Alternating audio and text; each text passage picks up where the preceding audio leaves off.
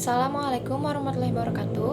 Perkenalkan, saya Lenia Triputri dari Manajemen 19A akan menjelaskan mengenai obligasi.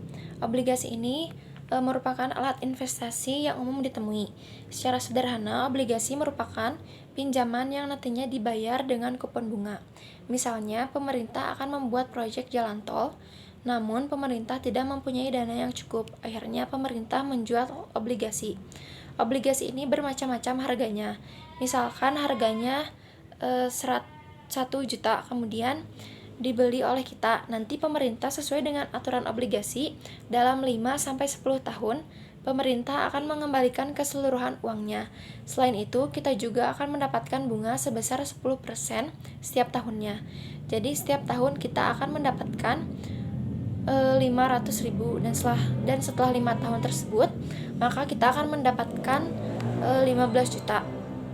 Obligasi ini banyak tipe-tipenya. Ada yang bunganya dibayar tiap tahun, ada juga yang setiap bulan atau bahkan dibayar sekaligus setelah tahun jatuh tempo.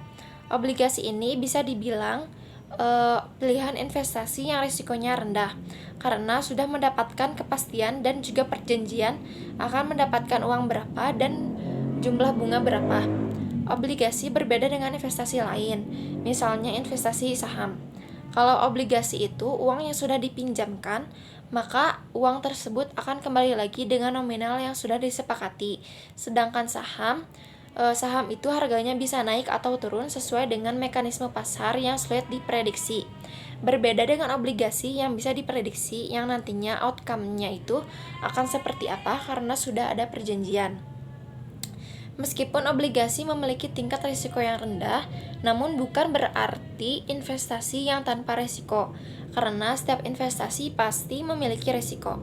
Adapun risiko dari obligasi ini yaitu salah satunya yaitu default risk, yang berarti ada kemungkinan pihak penjual obligasi tidak membayar pinjamannya.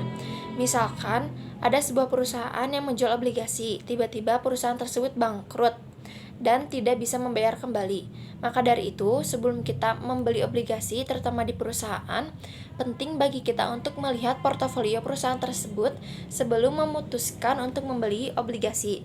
Kecuali obligasi pemerintah, karena biasanya cukup aman, karena sudah ada diatur dalam undang-undang.